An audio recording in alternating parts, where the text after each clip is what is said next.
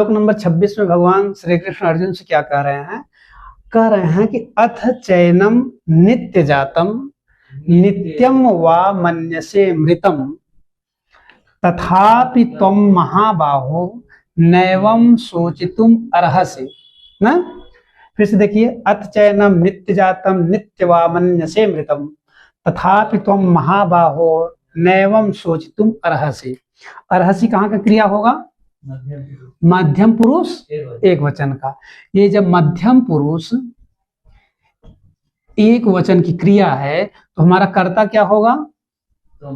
मध्यम पुरुष एक वचन। ये कर्ता हुआ और ये क्रिया हुई।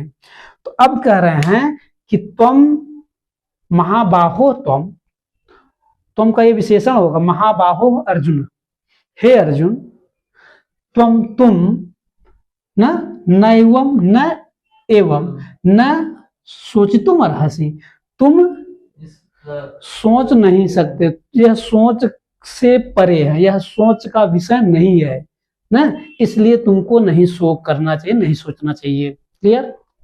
अब कह रहे हैं कि अथ माने इसके बाद ना। अब भगवान श्री कृष्ण, ध्यान से देखना, भगवान श्री कृष्ण अभी तक अर्जुन को आत्मा को बता रहे हैं कि आत्मा शाश्वत है, आत्मा नित्य है, आत्मा सर्वगत है, आत्मा अव्यय है, आत्मा अप्रमेय है, आत्मा अजर है, अमर है, शाश्वत है, निरंतर है। क्लियर? इतना चीज बता रहे हैं तो अर्जुन को लगा ये निरंतर क्या है, शाश्वत क्या है, अजर क्या है, अमर क्या है, प्रमेय क्या है, अव्यय क्या है, इसमें समझ में नहीं आ रहा है। अर्जुन झल्लिया गए हैं। जब अर्जुन झल्लिया गए तो देखिए, जैसे शिष्य पढ़ने वाला होता है वैसे गुरु पढ़ाने वाला भी होता है। जब अर्जुन को लगा कि ये चीजें मुझे समझ में नहीं आ रही हैं तो गुरु जो यहाँ खड़ा होता है वह सभी स्टूडेंट को, भावनाओं को और इशारों को समझता है। अब अर्जुन की भावनाओं को भगवान श्री कृष्ण अच्छे प्रकार से पढ़ लिए कि आत्मा के बारे में इसको समझ में नहीं आ रहा है। जब समझ में नहीं आ रहा है शिष्य को तो दूसरा तरीका गुरु अपना लिए। गुरु शिष्य का रिलेशन है, याद करिए, शिष्यस्ते अहम साधि माम त्वाम प्रपन्ना। मैं नहीं जानता हूं ना, आपके शरण में मैं आया हूं, आप हमारे गुरु हो, आप मुझे शासित कीजिए। अब उसी बात को बता रहे हैं। और कुछ शिष्य तो ऐसे दृढ़ होते हैं, ऐसे ढीठ होते हैं कि आप ही बताएंगे, चाहे जिस प्रकार से बताइए, किसी भी प्रकार से समझाइए। तो उसी में से कुछ ये भी है। कठोपनिषद आप देखिए, उसी शिष्य में से, उसी पुत्र में से कौन था? नचिकेता था। अब यहाँ देखिए, कह रहे हैं कि अथ चैनम नित्य जातम ना, और नित्यम वा मन्यसे मृतम।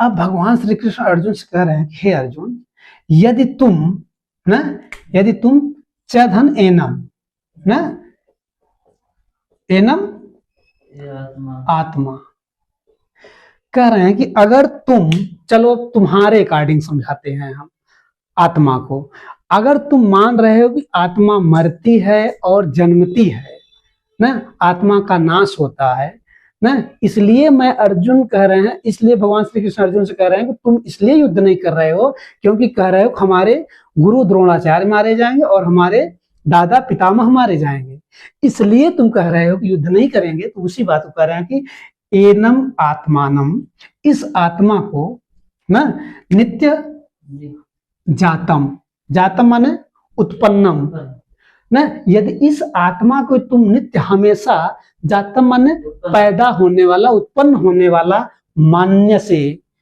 मानते हो। अगर तुम इस आत्मा को मरने के बाद पुनः बार बार यह उत्पन्न होती है ऐसा मानते हो ना, तो कहा कि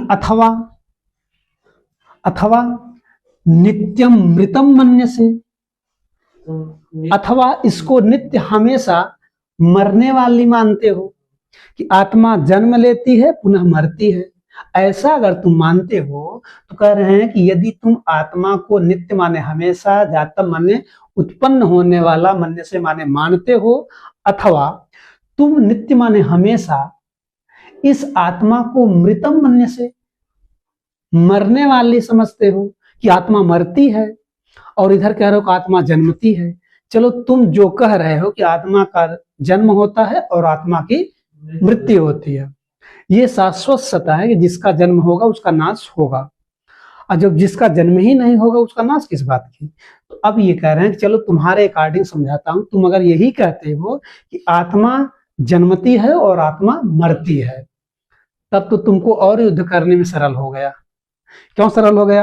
कि तुमको डर है कि हमारे भीष्म पितामह मारे जाएंगे, उनका प्राण चला जाएगा और उनका देहांत हो जाएगा ना, और उनका क्या होगा, उनकी आत्मा मारी जाएगी। अगर तुम यही मानते हो तो जिसका मृत्यु, जो मरता है वह जन्मता भी तो है। चलो आज युद्ध करो, अगर युद्ध में मारे जाएंगे पुनः उनका जन्म हो जाएगा। क्लियर? अब इसी बात को कह रहे हैं, तथापि फिर भी हे महाबाहो, हे अर्जुन, तुम नए एवं इस प्रकार नहीं सोच तुम अर्हसि, इस प्रकार तुमको शोक नहीं करना है, इस प्रकार सोचने के योग्य नहीं है बात ये, इसलिए तुम क्या करो, सोच तुम न अर्हसि, तुम मोह को छोड़ो, मोह में जो शोक है तुम्हारा, जो तुम मोह से ग्रसित हो गए हो, उस मोह को क्या करो, छोड़ो। इसलिए कह रहे हैं कि हे महाबाहु, हे अर्जुन, ना महाबलशाली होने के कारण महाबाहु कहा गया। तो हे महाबाहु अर्जुन, तुम न एवं, न मतलब नहीं, एवं माने इस प्रकार, सोचती अर्हसि, ना तुम शोक मत करो, तुम शोक के योग्य नहीं हो। क्लियर? क्यों नहीं हो? अगर तुम यही मानते हो कि आत्मा जन्म लेती है और या फिर ये भी मानते हो कि आत्मा का मृत्यु होती है, तो युद्ध करो। अगर युद्ध में तुम्हारे भीष्म पितामह मारे गए, या युद्ध में गुरु द्रोणाचार्य मारे गए, या युद्ध में तुम्हारे सगे संबंधी दुर्योधन आज मारे गए, तो उसमें क्या होगा, आज मारे जाएंगे, कल उनका क्या होगा, जन्म हो जाएगा ना। तो इस बात को अर्जुन से भगवान श्री कृष्ण कह रहे हैं, समझा रहे हैं कि तुम इस आत्मा को अगर इस प्रकार नहीं समझ पा रहे हो कि ये मरती नहीं है कभी, न तो मारती है, न मरवाती है, न मरती है, और तुम कह रहे हो कि ये मरती है, अगर तुम ऐसा ही मानते हो, चलो तब इस दृष्टि से समझो। दूसरा फार्मूला बता दिए भगवान श्री कृष्ण ना, कठिन से सरल की ओर चलो। अभी तक आत्मा था, तुमको कठिन लग रहा था, अब तुम सरल तरीके से समझो। तो इस तरीके से भगवान श्री कृष्ण 26वें श्लोक में समझा रहे हैं। अब हम मिलते हैं 27 श्लोक के साथ।